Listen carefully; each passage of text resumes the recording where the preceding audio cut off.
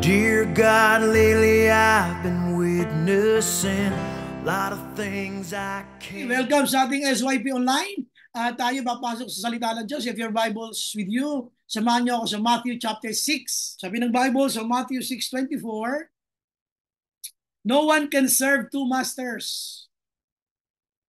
Wala makapaglilingkod ng sabay sa dalawang Panginoon.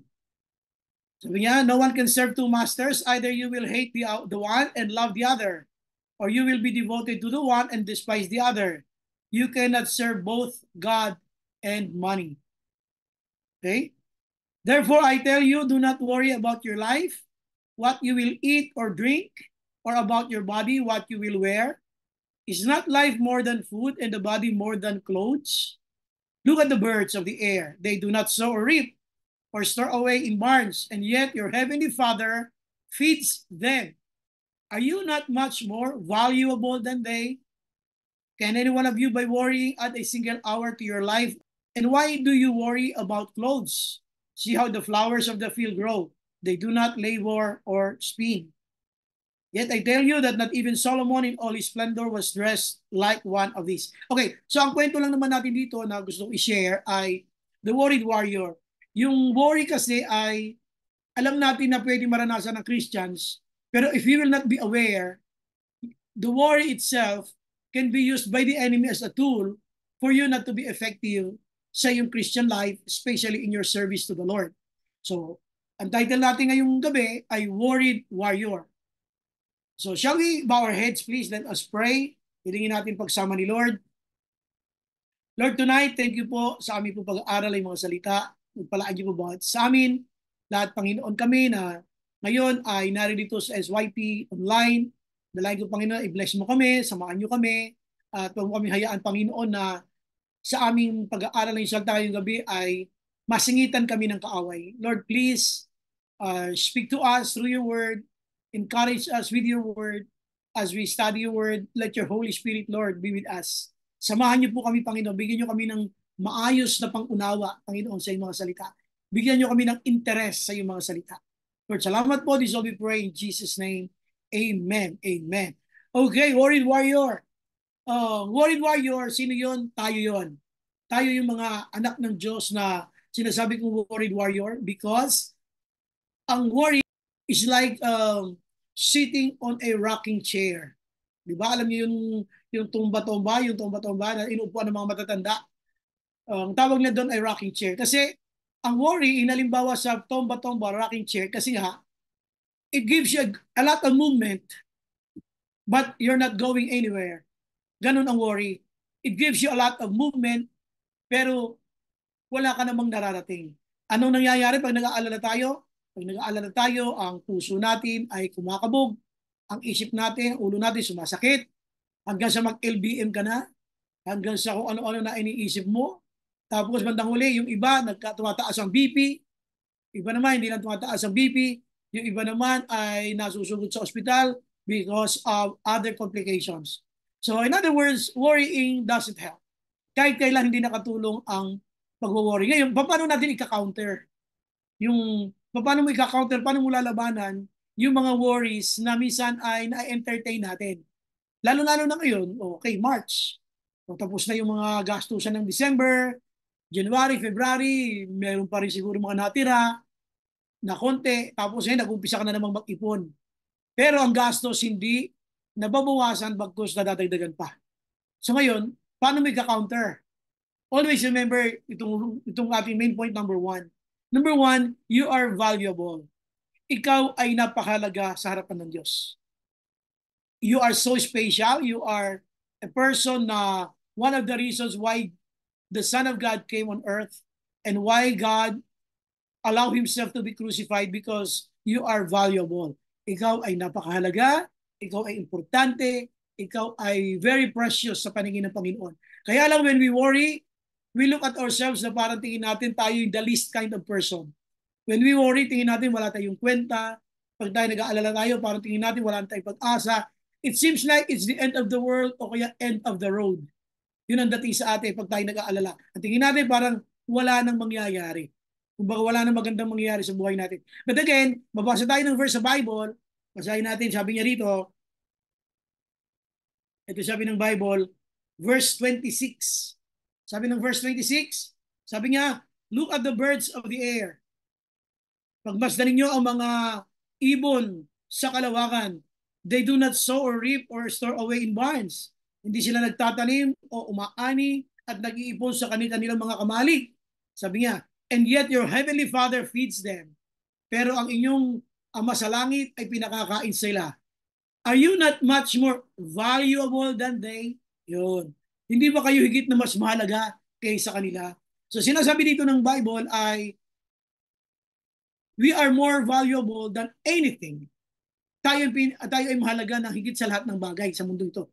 Pero kung ang mga ibon ay kanyang pinakakain, how much more tayo? Pero tingnan ninyo, ano ba ang effect sa atin ng pag-aalala? Ang sobrang pag-aalala kasi ay katulad halimbawa nung nakaraan nung ako'y maliit pa. Elementary pa lang ako, may naririnig ako noon. Ito pagtanong sa mga magulang niyo, baka alam nila to. Nung elementary ako, mayroong napabalita na mayroong babagsak na isang malaking rocket dito sa Pilipinas. Kung tawagin nila yun ay Skylab.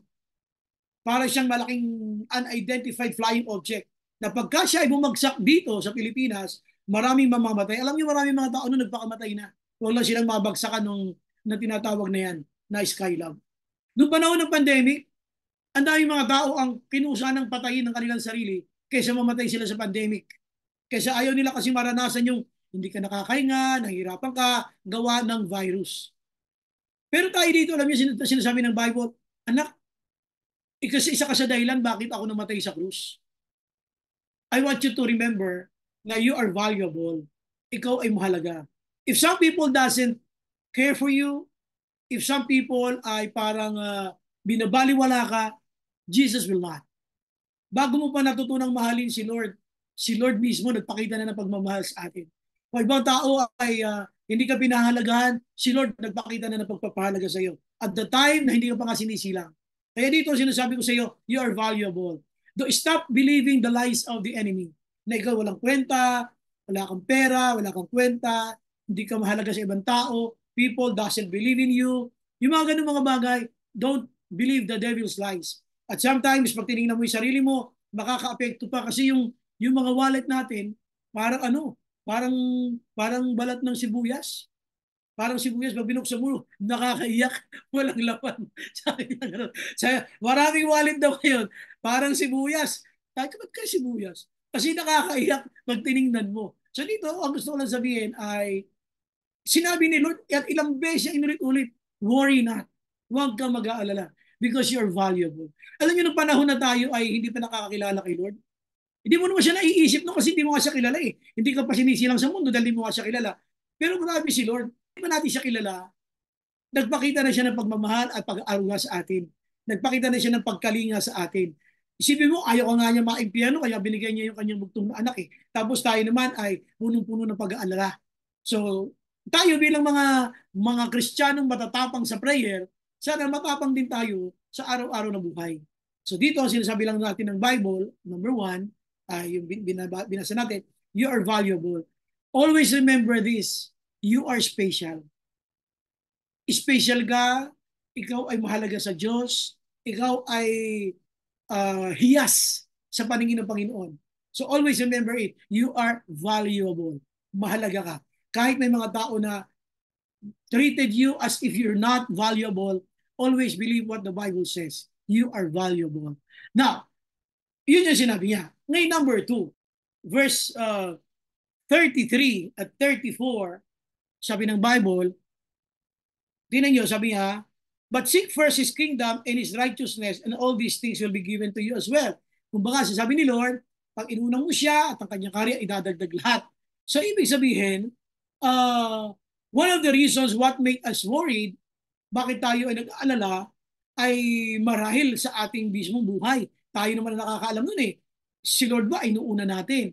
O pag hindi natin inuuna si Lord, hindi tayo makakatagpo na tayo ay kanyang sabihin natin na kinakalinga. Hindi mo makita mga pagkilos niya na parang si Lord parang pinabayaan na yata ako. Hindi ka pinababayaan ni Lord. Mahal na mahal ka ni Lord. Kaya ka na humihinga sa mga sandaling ito eh. Alam niyo, para masukat niyo yung katapatan ng Diyos, yung pagmamahal ng Diyos, isipin mo, Kapag ang ginawa mo kasalanan, yung lakas na gamit mo, galing sa Kanya. Lakas na galing sa Diyos pero ginagamit natin sa pagkakasala. Nabubutol ba hininga mo samantalang gamit mo yung lakas na galing sa Kanya habang tayo gumagawa ng kasalanan? Hindi. Kasi ganun niya tayo kamahal. Ganun niya tayo kinakalinga. Kaya lang ang pangalawa ito, sabi ng Bible, but seek first His kingdom and His righteousness. Ngayon, inaalala mo, lahat ng bagay dadagdag sa iyo if you seek God's kingdom first. So, hindi ganun kadali ang mag-seek ng God's kingdom. Alam niyo, nung ako ay bago pa lang nagpapastor, galit ako sa mga pastor na may trabaho. Galit ako sa mga pastora na may mga trabaho. Pero alam niyo, nung ako ay habang nagtatagal sa pagpapastor, naunawaan ko yung mga pastor bakit sila ay may mga trabaho, may mga work sila na talagang nagninegosyo pa. You know what I found out? Because of Colossians 3:23. Sige, lalagyan natin ito ng lalagyan natin ito ng Mark, pero babalikan natin yung Colossians. Samahan niyo ako. Itong Colossians 3:23, itong verse na ito ay alam na natin lahat. Pero gusto ko lang pansinin ninyo kasi napaka-importante niya, lalong-lalo na sa inyo ng mga nagtatrabaho. Para hindi kayo nagigilty pag kayo ay nagtatrabaho na tingin niyo parang hindi ko yata nauuna si Lord para mawala yung guilt feeling na yan, basahin natin yung verse 23. Ito yung sabi ng verse 23. Sabi niya, whatever you do, sabi niya, work at it with all your heart as working for the Lord, not for humans, sabi niya, not for human masters. So everything that we do it as unto the Lord. So ibig sabihin, kahit wala ka sa loob ng church, kahit wala ka sa Bible study, kapag isang bagay naman na ginagawa mo ay para sa Panginoon, it's still a ministry. Kaya mapapansin mo na wala naman talagang taong full-time na nagsiserve kay Lord. Katulad sa aming mga pastor, sa aming mga pastora. Wala naman talagang pastor na full-time, 24 hours, walang iniisip, kundi church lang, wala. Kaya yung iba, ang ginagawa nila, gumagawa sila ng ibang bagay na kapakipakinabang para sa church at para sa kanila at ginagawa nila ito para sa Panginoon. They do it as unto the Lord. When you do things as unto the Lord, it is a ministry. So, because it is a ministry, that is part of what the Bible says that we are seeking God's kingdom first. So, ano yung number 2? Ang number 2, hindi lang yung sinatawag natin na tayo ay available, we are valuable. Number 2, yung available. Tingnan nyo yung 6:33. Pakita natin dito yung Matthew 6:33, paano nangyari yung sinasabi ng Bible na tayo dapat ay available. Tingnan nyo yung sabi ng verse 33.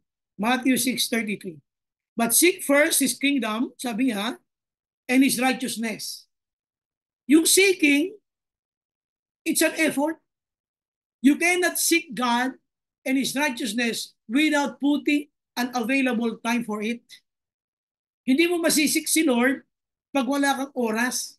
So therefore, seeking the Lord as your priority, seeking His righteousness is part of what the Bible is saying na tayong lahat ay dapat meron tayong available time para sa Kanya. So if it is an available time, sabi niya, but seek first His kingdom. So how can you seek God's kingdom? It requires time. And because it requires time, you have to set a time. You must be available for it. Kasi pag hindi mo ito binigyan ng oras, hindi mo ito binigyan ng sabihin natin ng tamang oras, when you seek God's kingdom first, sabi rito ng Bible, and His righteousness, all these things will be added unto you as well. So, if all things will be added unto you as well, sabi rito ng Bible, wala kang mapag-ipag-alala. Kaya lang tayo kinakabahan kumisan kapag hindi mo inuuna si Lord. That's the only thing that will bother us na baka hindi dagdag ni Lord ang aking mga pinagpe-pray sa Kanya sapagkat hindi ko siya inuuna. Ngayon, pag inuuna mo si Lord, that requires time. We need to be available. Kailangan may oras talaga tayo. Hindi pwedeng wala. So una, dapat sabihin natin, yung una-una, we have to remember that we are valuable. Number 2, hindi ka lang valuable. Naghanap din ng Diyos doon sa pangalawa na dapat tayo available. How can you seek God's kingdom? Di ba gagamit ka ng oras? So magsiset ka ng time. You have to avail a time to seek God's kingdom. Ganon din dito sa ating Wednesday Word. Dito sa Wednesday Word, kapag hindi ka dito nag-set talaga ng oras, hindi lang talaga sabihin natin na si Lord ay magpapala, kundi lalo ko magpapalait sapagkat kahit busy ka, kahit may gagawin ka, kahit gusto mo na magpahinga, still, gusto mo pa rin na hindi, kailangan mag-participate ako. Kabahagi ako ng SYP online. So hindi mo pwede na ganito lang ako. Dapat ang mga warriors, hindi warriors. Wala ka? Dapat ang mga warriors ay hindi warriors. Kaya nangyari, tayo yung tinatawag na worried warrior because kahit Kristiyano na tayo lahat kasi dito mga worker, ay nag-aalala pa rin. It happens when you forgot that you are valuable. Nangyayari yung pag nakalimutan mo na ikaw pala ay isa sa mga dahilan bakit si Lord namatay sa krus. Number two, hindi lang ikaw yung valuable, kundi yung hinanapan ka ni Lord ng you seek God's kingdom first. Pag inuna natin si Lord, nagsiset ka doon ng time. So yun yung you are now being available. So pag may oras ka para kay Lord, hindi ka kakabahan. Alam mong si Lord, i-reward niyo pa rin yung pagbibigay mo ng oras ng paglilingkod sa Kanya, katulad ng pag-attend natin ng Sunday service, katulad ng sa Wednesday Word tayo, sa SYP Online, at iba naman sa men's, iba naman sa women's. So ito yung sinasabi natin. At ngayon tayo ay nasa mga workplace. Kung may pagkakataon tayo mag-share ng Word of God, let's share to others. Huwag tayo pumayag na hindi tayo magamit ni Lord. Let's share the Word of God to other people. Okay? So, yun ang sinasabi natin. Number 3, sabi niya, yung 34. Sabi niya, therefore, do not worry. You, as a worried warrior, huwag kang mag-alala. Sabi ni Lord, huwag kang mag-alala. Sabi niya, therefore, do not worry about tomorrow. Ano ba pinag-aalala mo? Di ba yung bayarin bukas? Yung mag-chat-chat na naman na nahiraman natin na naniningil? Di ba? At yung mga tao na kailangan nating pagbayaran sapagkat meron tayong obligasyon. O kaya naman si Meralco Bill.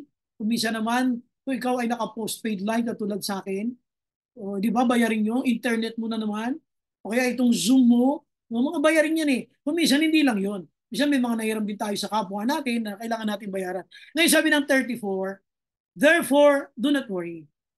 Sinasabi na ni Lord, si Jesus may sabi niya na, therefore, do not worry about tomorrow. For tomorrow will worry about itself. Hayaan mo na nga mamroblema ang bukas para sa kanyang sarili. Each day has enough trouble of its own. Kumbaga, ang bawat araw na lumilipas ay may kanya-kanyang problemang dumadaan. Hayaan mo na lang yan. Pero ikaw bilang isang anak ko, ikaw ay mahalaga sa akin. Huwag kang mag-alala. Sabi niya. So, anong sinasabi niya rito? Tanungin ko kayo. Tayo ba kahit nababasa natin sa Bible na do not worry, talaga bang hindi tayo nagwo-worry? Di ba, nagwo-worry pa rin tayo kahit na sinasabi do not worry, nagwo-worry pa rin tayo. So, ibig sabihin, ang sinasabi niya rito kasi na therefore do not worry. Gusto ni Lord dito na itong kanyang mensahe ay pumasok, mag-sink in talaga sa buhay natin. This is perceivable. Yan. Dapat ma-perceive mo yan.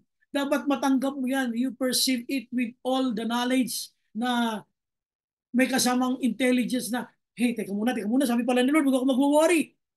Perceive it. Receive it. Live with it. Sinasabi niya yun eh. Kasi talaga naman ang pag-aalala, wala naman talaga naibibigay talaga maganda. Alam niyo ba kaya ang pagsiselos ay pumapatay?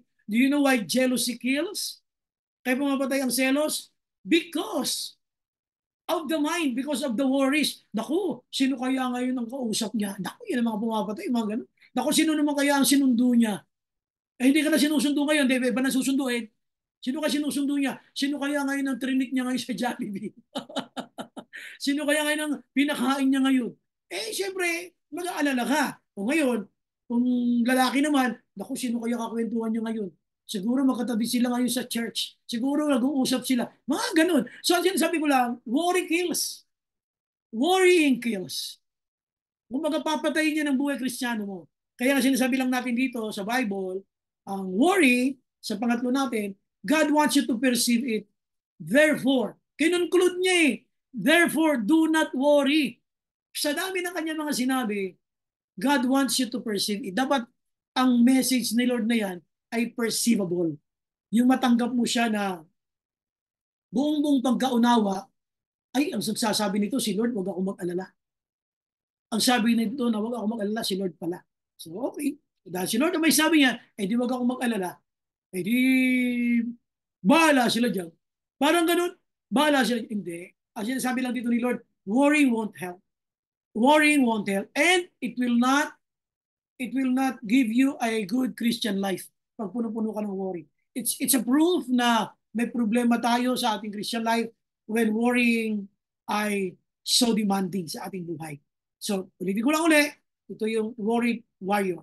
So, worried warrior, tatlong bagay, sinasabi niya, dapat wag mong kalilimutan, you are valuable.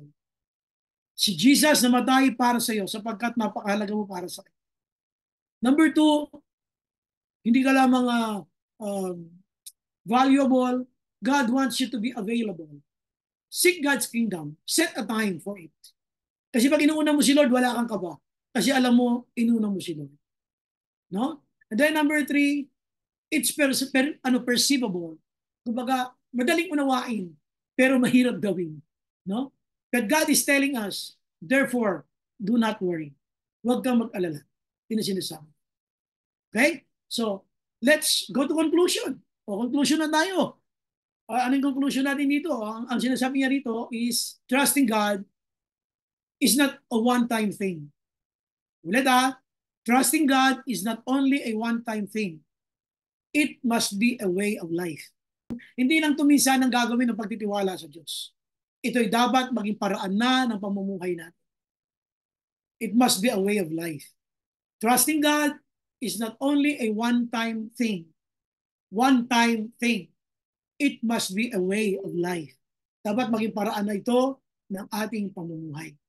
So, alam nyo, worrying is not something that is so easy to do. Or else God will not command us to do it. Alam ni Lord, bilang tao, hirap tayo magtiwala sa Kanya. Hirap nating alisin ang mga alalahanin. But God is telling you. Kasi sabi ni Lord, anak, I gave my life for you. So worry not.